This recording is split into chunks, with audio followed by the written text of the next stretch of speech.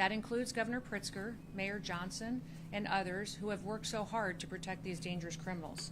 They'd rather be a sanctuary state and continue to put those individuals above American citizens who built this country, who have raised their families here for generations, and just want to be able to walk down the street safely at night and put their kids to bed and live a peaceful life. Today I'm highlighting 4 different examples of individuals that we've recently arrested here out of this office with the good work of ICE and our HSI officers that we've taken off the streets without the help of the governor or the mayor. Our federal officers have had to do this alone without their support, and these dangerous individuals are now no longer victimizing people because of the good work that we do. Hector Bonaparte is a 42-year-old illegal Mexican alien who had previously been convicted of predatory sexual criminal assault against a victim under the age of 13. We have Jarvin Flores Santos, who's a 40-year-old Honduras individual who was arrested back in 2020 the first time for aggravated criminal sexual abuse and attempted criminal sexual abuse of a minor under the age of 13 again. And Waldemar Jabik, a Polish citizen who had been convicted in 2014 for attempted murder and then also aggravated domestic battery. He was convicted of these after he stabbed his own wife and his 19-year-old daughter. It was not the first time that police have been called to his house for domestic disturbance, but he was never held accountable until recently by these federal officers. Don Gay Silas, a 33-year-old illegal alien from Micronesia, has had 3 DUI convictions, and as well as convictions of criminal mischief, of wanton endangerment, and driving without a license. These individuals would still be out on our streets today, committing crimes and attacking people and harming them and hurting our children if Governor Pritzker and Mayor Johnson had their way, because their choice has been routinely over and over and over again to release these criminals back on the streets. The debate over so-called sanctuary policies has real consequences. It has consequences for our law enforcement officers, but also for the families that live here and the businesses that are just trying to provide for their community. Governor Pritzker and Mayor Johnson are answering that question every single day of who should be our priority, who should be our responsibility, and over again, they're choosing criminals. In just the last 7 months, ICE has issued over 1,664 detainers in Chicago alone. 1,664 detainers we have lodged against violent criminals, and that is a 106% increase over what was issued during the Biden administration. Unfortunately, Chicago and its leadership has only honored 8% of those. That means every other person, when they're released from paying for the consequences of their crimes, back onto our streets without any notification to individuals or to the families that have been victimized by them. By getting those 8% at least off of the street, the brave men and women of ICE are saving American lives. Yesterday we announced that now our ICE officers are facing a 1,000% increase in assaults against them. And you read about the stories and hear what's happening from coast to coast every day in our national media and in our press. But it's in large part due to the pro-sanctuary state and cities policies and the language of elected bureaucrats and politicians that are reckless with their lives and endangering their families. Every public official should talk about and work to protect people, to keep them safe and American people's lives safe. I want you to look at the contraband that's in front of me. We have 20 kilograms of fentanyl that's in front of me on this table. That's enough to kill 10 million people. And here out of this office, this was interdicted just days ago here in Illinois, and because these federal officers have been out on the streets picking up criminals and dangerous individuals, we were able to take this 20 kilograms of fentanyl off the streets and save over 10 million lives. They're also keeping these weapons out of the hands of criminals that would use it to rob and assault and to murder individuals in these communities. Unfortunately, all of the politicians that have spoken out against their efforts, their desire appears to be that they would like to have more of this on their streets. More drugs out there for their kids and families to be victimized. More guns out there committing crimes. That is not the work that we do in ICE. The work that we do is to protect people and make sure that we remove these weapons and drugs off of our streets and hold those criminals accountable who would go forward and continue to use that to harm individuals. I just want to ask you for 3 things today. Number one, I want to ask you to support your law enforcement officers. Have their backs. Every single individual that's out there that is noisy and attacking them right now is having an effect that's ratcheting up the rhetoric and distorting facts and not allowing the facts to get out of what the work that they're doing every day and what we've done to help victims get some justice for the harms that were perpetuated in their lives. Those of us that appreciate the work of our law enforcement officers, the fact that we're a country that doesn't pick winners and losers. We apply the law, and if we don't like the law, we should be going to Congress to change it. But that is what these law enforcement officers do, is they continue to uphold the law and make sure it applies equally to everybody. Second thing I'd like to ask you to do is stop putting criminals first. Stop making them the number one priority. They are perpetuating harm on American citizens, and they need to be held accountable for it. And number three, I would ask that you think about the family members around you, the people you've spent your time with, the American citizens that live next door to you in your community. Start thinking about what kind of a community they want to live in, what your city should look like, what their families deserve, and put them first. Make them the priority because they're the ones who invested in this country, and keep it safe and keep it productive and keep it the best country in the world. We'll never apologize here for protecting the American people, but we're going to continue to arrest dangerous, criminal, illegal aliens. We will defend the homeland. That's what ICE is doing, and I'm so proud to be able to walk with them and to lead with them while they fulfill this mission to really keep United States blessed far into the future. So with that, I'll open it up to any questions that you may have. Secretary, Yes. you guys have spent $20 million of taxpayer dollars on a campaign to get people to self-report using the CBP Home app.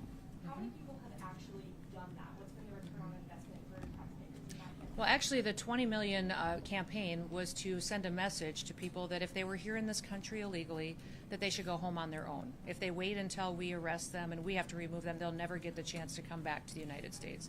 So it wasn't just on the app, it was also encourage them to voluntarily go home. We know thousands and thousands of people have used the app, but we also know that hundreds of thousands of people have left on their own, not utilizing a government program to do so.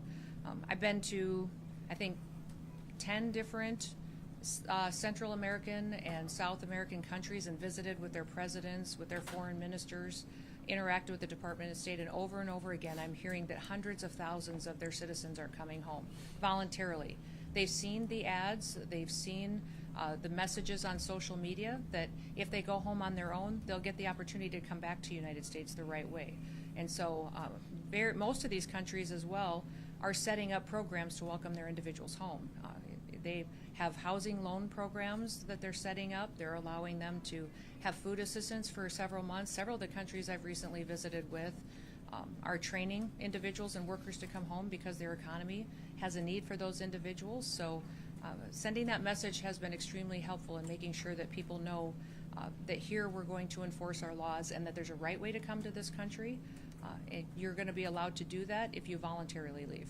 Do you have current comprehensive numbers, specific numbers? We can get it for you, but each specific country has given it to us along the way. But I would say we believe over 1 million people have gone home on their own. Since the CBP Home app? Since we have started this administration, yes. But we've arrested hundreds of thousands that have gone through our system. Yep. Secretary, as of July 27th, you've got the contraband displayed here. You're talking about the worst of the worst criminal illegal aliens. As of the 27th, this is ICE data analyzed by TRAC, 71% of current ICE detainees have no criminal convictions. No, that's not true. Of those that do, Charges and convictions, over 70% of them have pending charges against them or criminal convictions. The others all have final removal orders, many which of means those they're charges eligible and to go criminal back home. convictions are for minor crimes, and they're nonviolent crimes. And I'm just wondering, why are so many other people besides the worst of the worst getting swept up in this? Nobody's getting swept up. We're running targeted enforcement operations across the country and using our case files and our information to know who is a criminal in this country that needs to be removed and who has a final removal order. Well, Nothing's what's changed. wrong with the targeting then? Huh? What's wrong with that targeting then? What's wrong with our targeting? Yeah. Why are so many other people who are just here to work and they're following the law? They're not following the law if they're here illegally. There's a right way to come to this country. Immigration And so, violators, yes, but they're following criminal laws. You're talking about criminals here.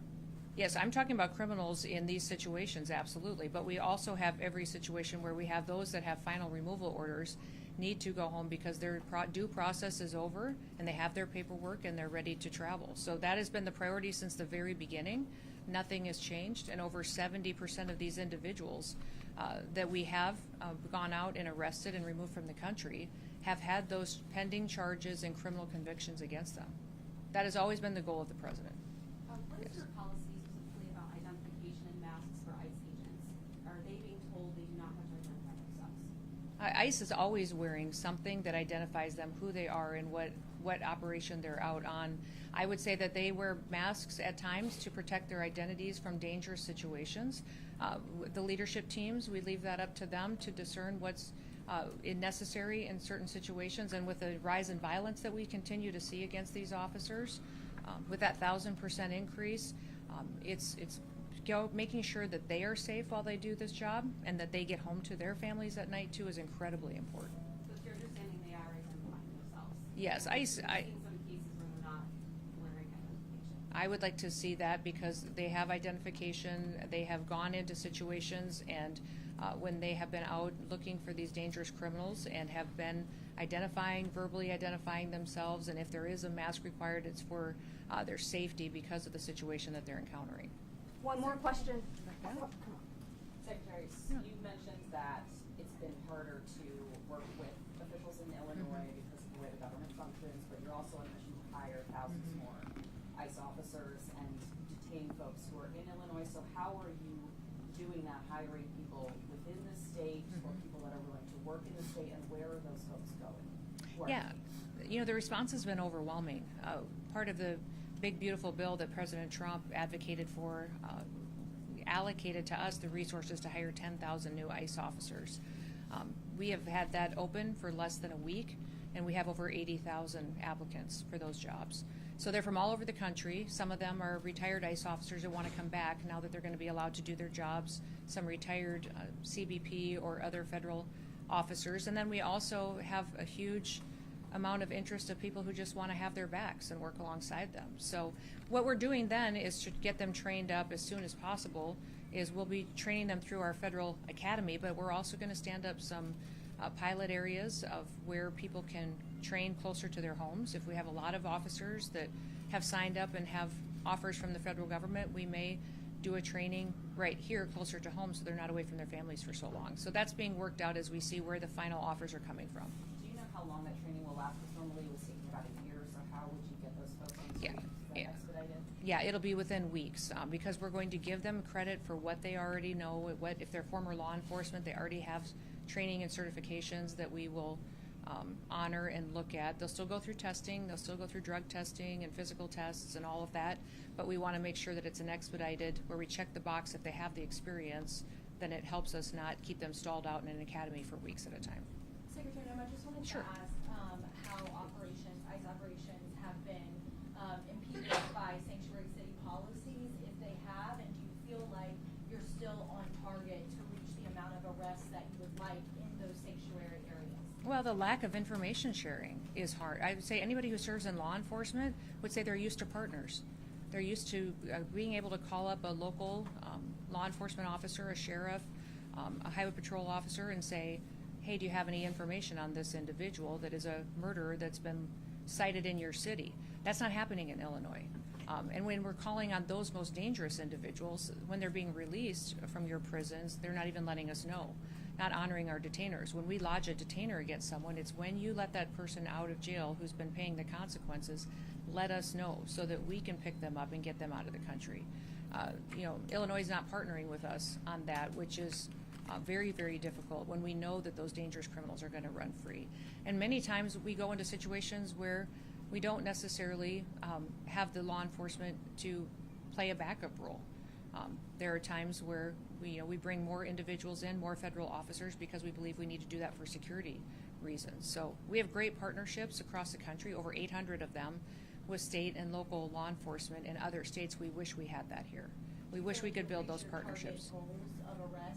We're going to keep plugging away, and for us, it's about getting dangerous people off the streets.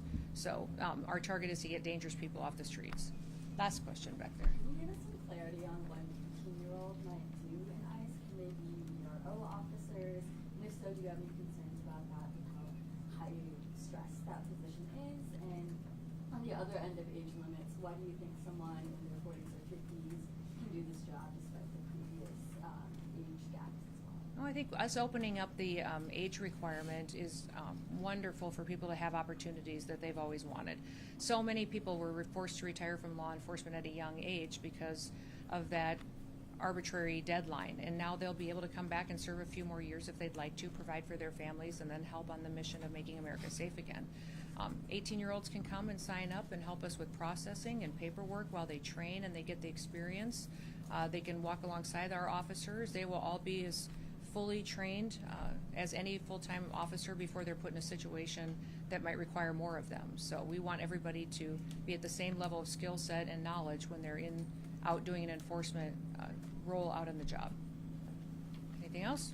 Yeah, I don't expect you to know the details of every specific case, so I wanted to give you a little context that calls for a broader answer on the question. About 4 months ago, ICE publicized the arrest of 2 men said to be responsible for a mass shooting in Chicago. Your agency named them and it got a lot of coverage. However, they have still not been charged in that mass shooting. So my question is whether it's people sent to prison in El Salvador or 2 men accused here in Chicago of a mass shooting, is it responsible for ICE to publicly accuse people of violent crimes before they've been charged? Well, we follow cases and prosecute cases and turn them over for prosecution just like any other law enforcement agency does. So when we sweep up somebody who's committed an act of violence like that and turn it over, that is public information that is out there. And people need to know who is perpetuating these crimes, and we continue building cases then on who they're affiliated with. Is there further dangers? Our investigators are some of the best in the country that are out there making sure that not only is that person now incarcerated, but who were they affiliated with that could be another danger that we need to continue to look at. So even if they haven't been officially charged? I would say we follow the exact same process every federal agency does, every state agency does for law enforcement. So we have not changed our methods or how we handle cases or how we even communicate about them than we have since the very beginning, or how the Biden administration did, or the Obama administration. We do it exactly the same. What I wish is you guys would talk about the victims more. How many people were shot in that mass shooting? How many people were victimized? How are their families doing? You all spend so much time talking about the poor justice for these criminals that are harming individuals every single day, and you don't even think twice to go talk to a mom who's now lived for 1.5 years without her daughter. Go talk to somebody and see how they're doing, trying to get their kids to school, not sure if they're safe. So I would encourage you to remember that there's always victims in these situations, and many times you're focusing on the one who made them a victim. Thank you. You guys have a good day.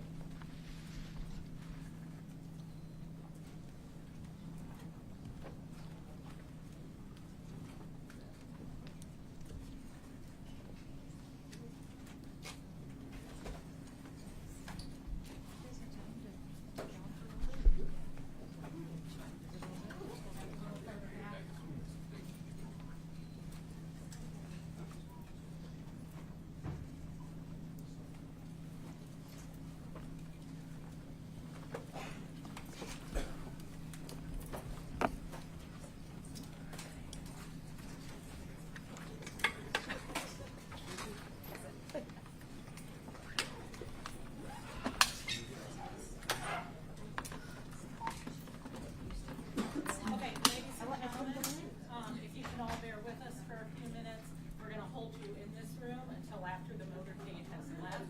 So feel free to pack up your stuff, but we are gonna need to hold you for. Do you know approximately how long that's going to be? Okay,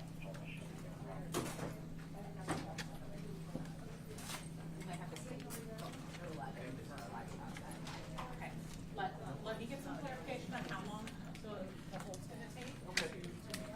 Perfect, thank you.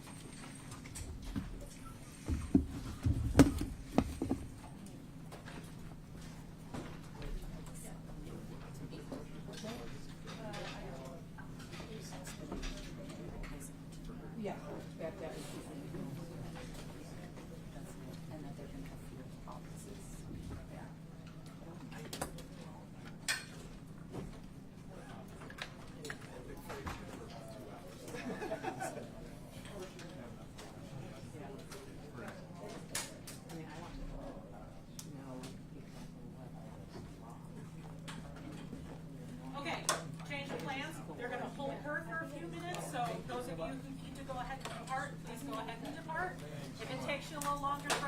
equipment, we may have to temporarily hold you for the movements, but you are free to go. Thank you so much. If you have any further questions about today's press conference, there is an email address for public affairs in your press announcement if you need further clarification. Thank you all. That's perfect. I mean, that's the background we have for her, so it's gonna make the protest goes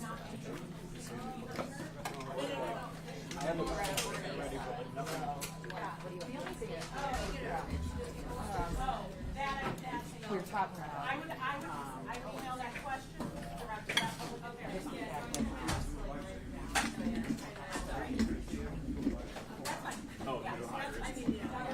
I guess but she mentioned that it was a previous, like folks who had the previous experience. Right. Even though like the elevator needs to work on it. I don't know.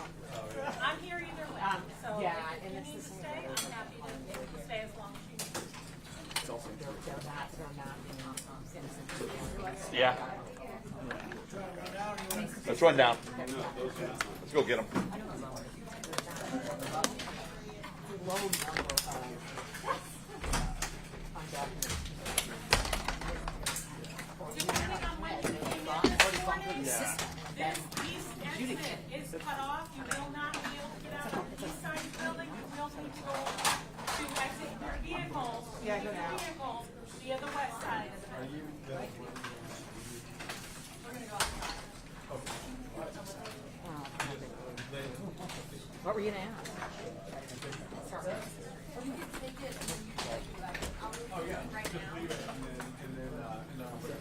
Yeah, bring it, but don't leave without getting attacked. Oh, no, oh, yeah.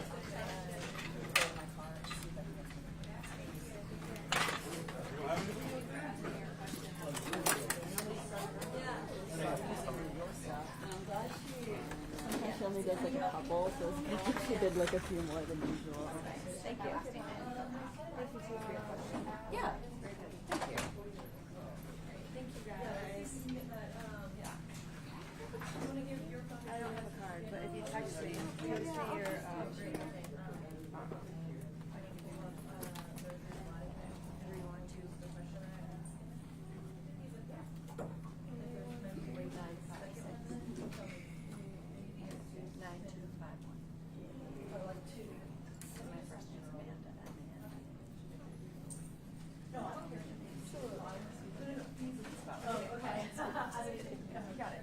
my contact shade auto.